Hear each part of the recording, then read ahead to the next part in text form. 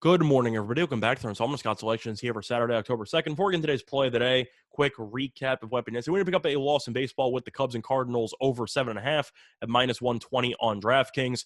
Pretty unfortunate loss. Line ended up jumping up to 8. Didn't matter.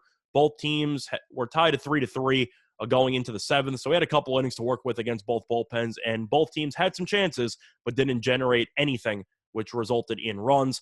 Most annoying part, the Cubs to lead off the ninth had a leadoff double by Wilson Contreras. Unfortunately, he got injured going into second base, and he either had a groin injury or a leg injury, and yet the Cubs had no backup catcher, so he had to run, and the Cubs, with an injured base runner, tried to bunt him over to third base. I don't know why. I don't think Contreras would have made it to third base, even if he tried to, and yet they tried to bunt him over. Pop up, that's a free out, and then you had a single. So you're thinking first and third, one out, not too shabby. Maybe you can get the runner from first home as well, because usually with first and third, one out, you're going to score at least one run in that spot. However, Contreras didn't give a damn about the stop sign the third base coach was giving him, and he decided on one groin or one leg to try to make it home, and he was not even close. He got thrown out by about 7 feet. Cubs ended up not scoring in the inning, and then the Cardinals walked it off in the bottom of the ninth on a single by Goldschmidt. So I'm not going to say the Cardinals would have scored in the ninth anyway, had the Cubs scored one in the top of the ninth, but they wouldn't have walked it off. We would have had a shot there, but unfortunately that did not happen. So terrible job of the Cubs bench, terrible job by Contreras, and we ended up losing that by a hook. Pretty brutal. But as for baseball, regular season style, I'm done. I've had enough. I know that we've had a winning baseball season, but I'm going to wait till the postseason to continue talking about baseball, because I know it's the weekend. A lot of you want to talk about football. And to be honest, unless you're talking about a team that's actually playing for something, which is basically the AL wildcard race and I guess the Giants and the Dodgers, that's basically it. And the lines are going to be paying are already factoring that in. I don't really see much value. And I'm not going to gamble on meaningless games where teams are benching half their players. So I'm done with the baseball regular season.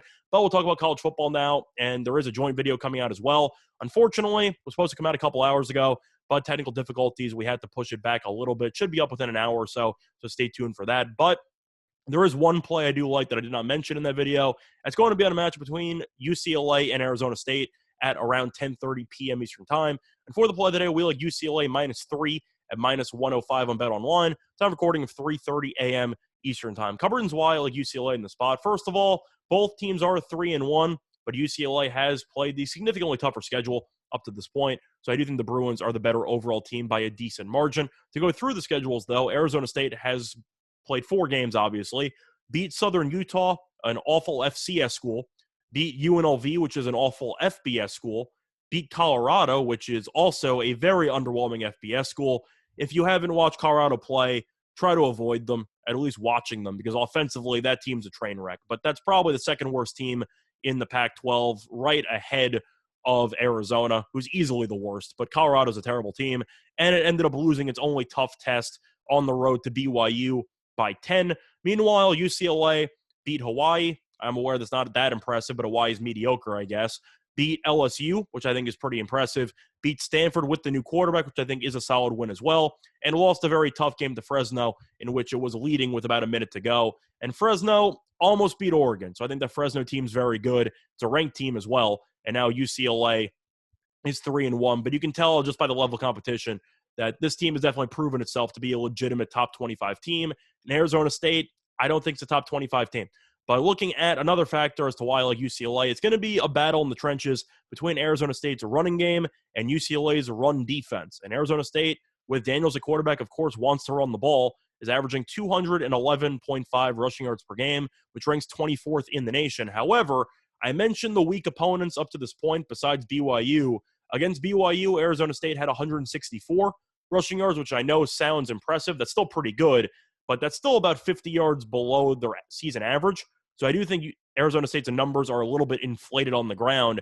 And with that 164, they still only scored 17 points against BYU. They really struggled to move the ball, and I think that might happen once again if UCLA can make Daniels one-dimensional in the passing game. But UCLA is allowing just 64 rushing yards per game, which ranks 5th in the nation. I think UCLA at home will do a pretty good job of at least giving Arizona State's ground game some issues. And I do think Daniels will have to throw the ball more than him and Herm Edwards would like him to, which should lead Arizona State into some offensive issues. But another factor here, Arizona State has really struggled in recent meetings.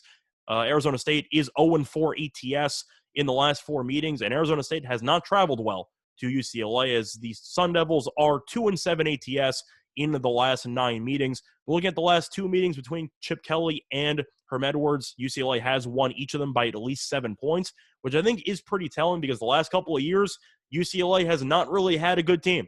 And Arizona State has been a bowl game team for the last couple of years. And yet UCLA seems to always give this team problems.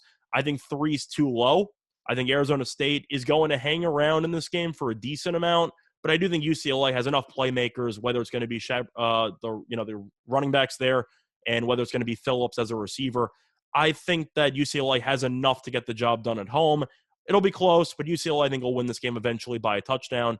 Anyway, play the day once again here for Saturday. October 2nd is going to be on UCLA -3 at -105 on BetOnline. Bye, everyone.